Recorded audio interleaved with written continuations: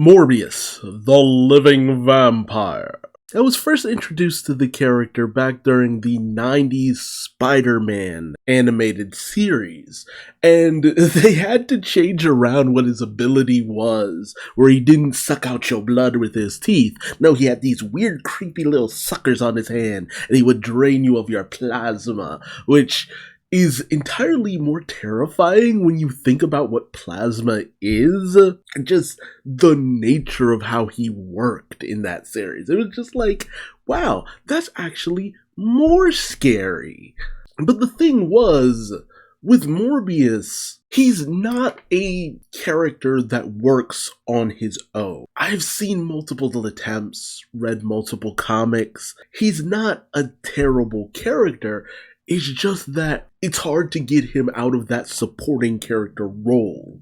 And honestly, this movie could have been what got him out of that position, but let's be real. With the way Venom went, which again wasn't terrible, Venom, he's interesting when he's besides Spider-Man. When he's on his own, it's not bad, but his path always intersects with Spider-Man somewhere down the line. Because with Morbius, and as well as Venom, it's a situation of, what if Spider-Man had gone wrong? What if Spidey was more of a monster? What if his mutation had more horrific implication? And if I'm being real, about an hour of this movie is honestly kind of decent, at least in my eye. Well, not an hour, I want to say, about an hour of this movie is really decent, because it plays upon the whole situation with Michael Morbius. Jared Leto does a pretty decent performance as Michael, this kid who has grown up with this illness that has just completely dominated his life for most of it, even when he was young and living in a children's hospital. But they show that he had a genius intellect. He was very driven, constantly creating these things that helped out mankind, including artificial blood. But he was always driven by the need to one day cure himself. But of course, naturally, that led to a lot of dangerous and very inhumane experiments that naturally eventually led him to, being off of international waters, performing his experiment on himself, and of course, using vampire bats, he becomes the living vampire. And he slaughters all the mercenaries that were hired to go with him on this excursion. Naturally, a ship full of slaughtered mercenaries is going to attract police attention. Morbius goes on the run. A lot of events in this movie play out pretty standard. Now, of course, he has the love interest, Martine, who helps him with his experiments or is in his corner, helps him out where she can. He also has the childhood friend Lucien, who also has an illness and is also based off of a comic book character named, how do you say this? Loquacious Crown, I think it is. And he and Morbius get along like thick as thieves. They're brothers, they're close friends. This want to cure themselves is what drives them forward and all that. But when Morbius comes back and he sees what he's become, he views it as a curse. He's made himself worse, he's done something terrible, he's become a monster. But Lucien, he sees it as, no, you found a cure, a way to live on, a way to keep living. And Matt Smith does a really good job in this performance. Again, both Jared Leto and Matt Smith do pretty solid performances. And naturally, once Lucien, sees what Morbius has become, he's all in. He's just like, no, it's a cure, it's a chance to live. You're stronger, you're faster, you're more capable. So you have to drain a few people of blood. What does it matter? And eventually, Lucien steals the serum that turned Morbius into a living vampire. All the abilities of a vampire and almost none of the weaknesses. So Lucien takes the serum, he becomes a vampire, but he embraces the vampire side. It's like, yeah, I'll kill a few people to keep living on. Strength, speed, vitality. Ah, yes, give it to me. And it becomes this war of ideals. Is the cure worse than the disease? Or is it worth it if you get to live? There's some interesting enough situations. It's not the most original of situations, but it's interesting enough, and I did enjoy the effects. The effects of when Morbius would use his echolocation or whatever shit going on, or where he would fly through the air with his brief moments of gliding, or how the speed worked out. It was visually pretty interesting, but it just was never anything that really just made me go, oh man, I'm blown away by all of this. This is incredible. I love the messaging behind this. It's so deep and rich, and oh my god, it's just a fairly solid enough movie. And so as Lucien goes on his rampage, Morbius is blamed at every turn for everything that Lucien does. Morbius is hunted by these FBI agents who aren't really incompetent, honestly. That's the one big plus of this movie, is that the people tracking down Morbius, they're smart enough. Martine is tied to the boat with all the mercenaries murdered.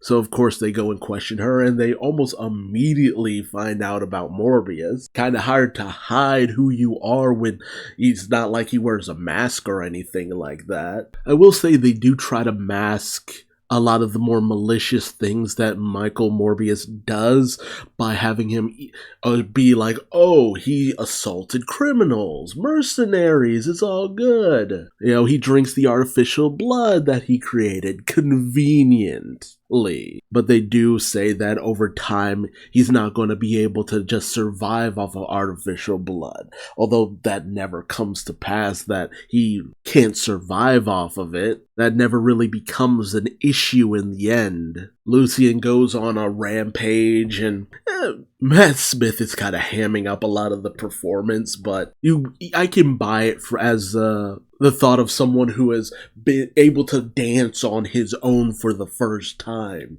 He's embracing it, he's loving it, and the idea of having it taken away from him makes him more violent. It makes enough sense.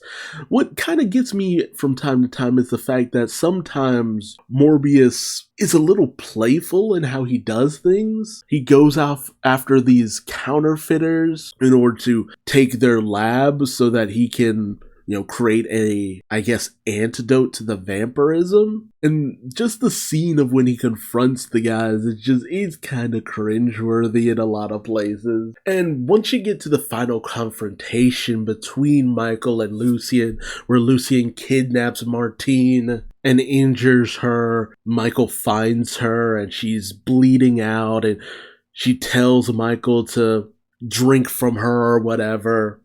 And Lucien's like, you're embracing your vampire side. Mwahaha, this is what I wanted. And they fight, and it's big, it's bombastic, and of course it's at night, so you can barely see what's going on half of the time.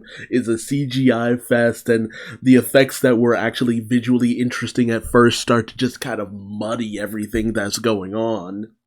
And of course they end up underground, and Michael summons these bats to aid him, which has always kind of weirded me out throughout the course of the movie, where it's just like he seems to have this kinship with the bats for some reason. I'm just like, that is odd, but okay. But it's through controlling the bats that he's able to overcome Lucien and inject him with the antivirus or serum, whatever. But I'm just like, wouldn't Lucien also have the same control over bats that you did? Or is it just that Lucien hasn't figured that out just yet? Is that ultimately what makes it so that Lucien is kind of overcome? And Morbius injects him with the antidote, and Lucien just dies. He just slowly dies off, either because of the serum or because without having the vampirism, his blood disease just overwhelms him when it kicks back in. And Morbius just managed to escape. He gets the hell out of Dodge, and the end of the movie, or so I wish. Because I'm going to be honest, the connections they try to make to Spider-Man, at least in my opinion, actively make the movie worse. Oddly enough, because they feel shoehorned in. Had they been there from the start, maybe it'd be a little bit easier to be like, okay, cool. It's just like you're trying to distance this from the Spider-Man stuff. They try to distance it from the Spider-Man stuff. And for the most part, they do a well enough job. It's just that it's so obvious when you're trying to work that in. And when Michael Keaton shows up just randomly transported because of the events of Spider-Man No Way Home, it's like, but why? The whole idea towards the end was everyone being transported back, everything just kind of working out. But no, Adrian Toomes, Michael Keaton is just in this universe now, and he ends up meeting up with Morbius, and they're just like, hey, we should form a team. And I'm just like, Sony, guys, you're still trying to do this team thing, and it ain't gonna work. You got as close as you possibly could with Spider-Man Homecoming. It's not gonna happen. It's not gonna happen. Like, it feels like there's no way of getting a Spider-Man versus the Sinister Six situation without it feeling ham-fisted, hackneyed, unnecessary, and to have it be Morbius included to go after Spider-Man is like, why? There's never a point where it feels like Morbius should want to go after Spider-Man. What's the point of that? Why would Adrian Toomes even seek out Morbius? That's my problem. What about Morbius makes him think that he could help Adrian out? Like, why? That's the biggest question. I mean, Morbius is a doctor. He works with blood. He works with medicine, bodies, human physiology, stuff like that. What about that says I can work with this guy and maybe get revenge on Spider-Man or go after Spider-Man for any number of reasons? It's weird. It's a weird ending. And one thing I will say in conclusion is that I personally am kind of shocked that this movie did as poorly as it did. Like, wow, this did bad. This did real bad. I mean, from a certain standpoint, not as bad as it could have been.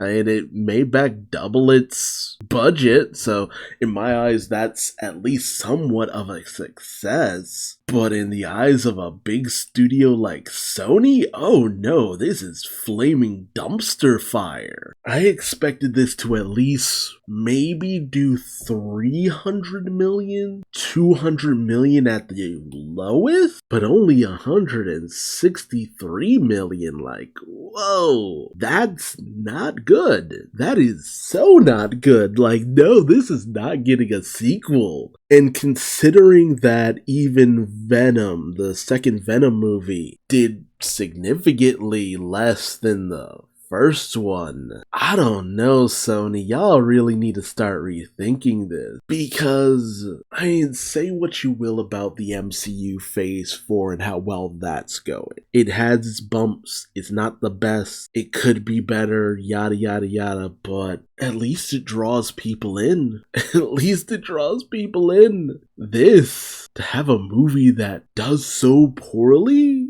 I mean, look at it from this point of view.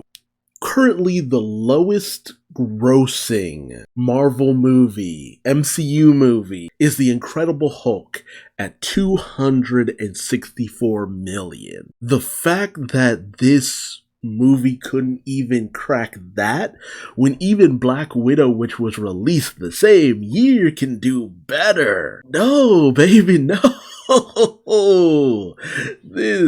If this gets a sequel, damn near anything should get a sequel. And it's unfortunate because it's just like, this isn't a terrible movie. It's just meh. It's just kind of a meh movie. I don't know how else to explain this. I was digging it well enough, but once you hit the hour mark, I kind of started to check out. I was kind of like, I'm not into this anymore. You had something decent in that first hour, and I'm just like, after that hour, I'm just like, whoa, I don't really care anymore. Oh, and by the end, I'm rolling my eyes so hard because of the inclusion of Marvel stuff that I'm just like, absolutely not, man. It's a bummer. It is a bummer. I feel like this could have been good if it was paired with Spider-Man from the beginning. I hate being that guy, but these Sony movies, they're good enough, and if it had the potential to lead into a Spider-Man movie, dude, I'd be all on board. If that was the plan from the get-go, to have these movies introduce a villain, and then they mesh in a Spider-Man movie, and then we go on to something else, if that's what they were doing with these, cool, I'd be more interested. But it feels like you're trying too hard to introduce these things and dangle even the slightest whiff of this being connected to the MCU as a way of getting more people in. And I think people are starting to kind of wise up that is not the case, especially with how everything that with Venom went down. It just ain't happening. It ain't working, buddy. And with Kraven the Hunter and Madam Web next up on the slate, I'm like, come on, guys. I can't see a Kraven movie being pulled off that great. Because my immediate thought is, who's the villain then? I mean, in Morbius, you pulled out a very obscure villain, and you were lucky that he was of Morbius' own making, Hunger from the comics, but nobody's heard of Hunger. At least not this version of Hunger. Very minor Morbius-centric character, and he faced off against Spider-Man too. That's what made him interesting. He dominated both Spider-Man and Morbius. But Kraven the Hunter, like, okay, is he going after poachers? Is that what it is? And Madam Web, like, dude, her ability is literally just to kind of help out more spider-intensive, more prominent spider characters. She is the Nick Fury of the spider people, essentially. I guess what I'm ultimately trying to say is that this experiment is going to start really not showing any return in a bit. And with even the Marvel movies kind of getting lambasted here and there, but still managing to make decent money, Sony, y'all need to really rethink where you're going with all of this. Because this project is bleeding out. And I don't know if you can survive one more. But tell me your thoughts on Morbius in the comment section below. Are you like me and were pretty interested in it for a good chunk of the run but lost interest? Or did you keep that interest? Or were you down on it from the beginning? I'm interested to hear from you, but please like, comment, subscribe, and hit the bell icon for notifications for more movie reviews. And until next time, I've been Duuz-Diz-Din, and I hope to see you in the next video. Until then, bye-bye.